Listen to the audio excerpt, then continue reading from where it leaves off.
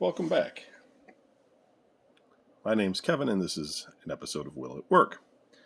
Today we're looking at the GameWave family entertainment system. Plays games and movies. Now, there were a number of these systems that kind of came out around when the Wii was released by Nintendo, because the idea, I think, was that they could make a comparable system that families would want to buy and pay less for. And, by including a bunch of stuff already in the box with some motion control or something, you would be able to get more, you would get some sales, right? And it's usually just some sort of Chinese junk that they slap together with some emulator or something and some crap games and, sell it for a cheap price, and probably somebody somewhere is making a little bit of money. This one, plays games and movies. And it says 6 can play at the same time with 2 optional remotes. So if you had a large family, you could play, more. So this particular unit came with 4 remotes and a game, 25 hours of play, which I'm not quite sure what that means exactly. Like, does that mean that the game only lasts for 25 hours and then you got to buy it again? Or is it just like the one game lasts a whole 25 hours, and in which case, my God, how long do you think your friends and family are going to play this thing? After a couple hours, they're going to be like, this is boring, let's stop playing and do something else. I don't know. I don't think the GameWave was any sort of a success. I don't know too much about it. I'll have to look it up. This particular box has never been opened, and I don't plan on opening it, so I'm going to assume it does indeed work. It did come with a couple of extra games, which I will show you here. We have 4 Degrees, the Arc of Trivia, and Lock, the ultimate combination of luck and strategy. So it seems like these are probably fairly simple family-type oriented games, which, there's nothing wrong with that at all. We can kind of see a little bit of it here. The only entertainment system designed to involve the entire family. Let's see what we've got here. Click, Lock 5. I mean, these look like Flash games or something you might find online, and I wouldn't be surprised. Everyone has a remote control. Everyone plays all the time. No waiting for turns. Games for up to 6 players designed to suit all ages and skill levels. Play puzzle, word, card, and trivia games, plus movies.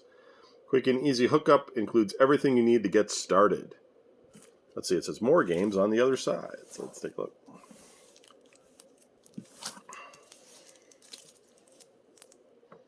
That looks exactly the same. Okay, let's look at the back. Getting people together has never been easier. I'm not going to read all that. I'm just kind of curious about the movie part of this. The GameWave plays a library of multimedia games designed with gamers of all ages in mind, as well as movies. I mean, like DVDs or what? The remote control deck is sleek and stylish place to store the wireless remotes when not in use. 4 wireless remote controls. 4 Degrees, Volume 1 trivia game, composite AVS video cables, and instruction manual. My guess is it probably plays DVDs of some sort, although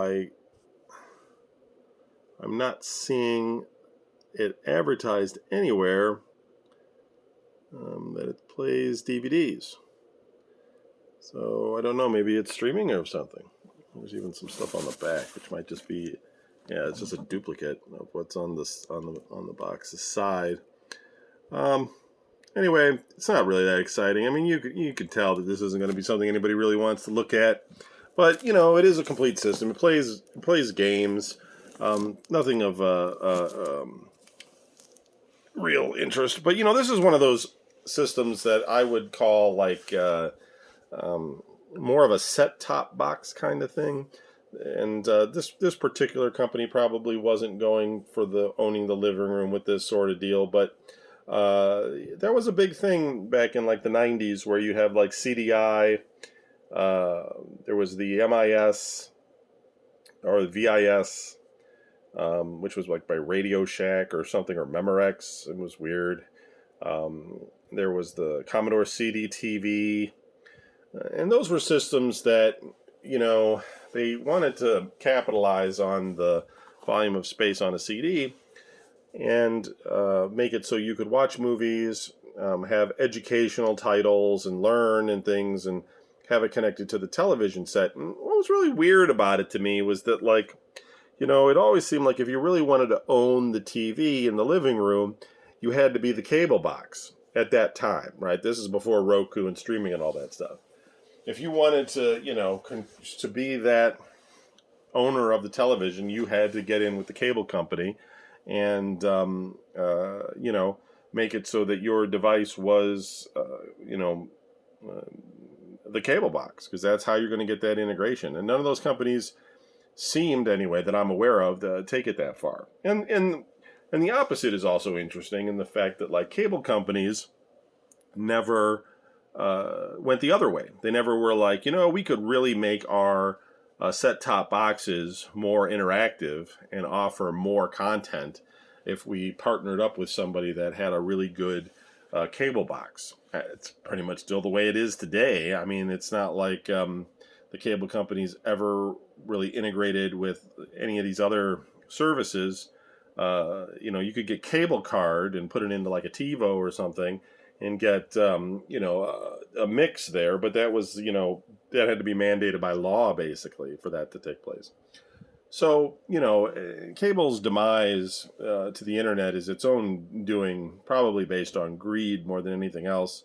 They didn't have the foresight to adapt and offer a better experience because they just figured people didn't have a lot of choice. They had to take what they were being given, and because most of these cable companies have had a monopoly where they are, and they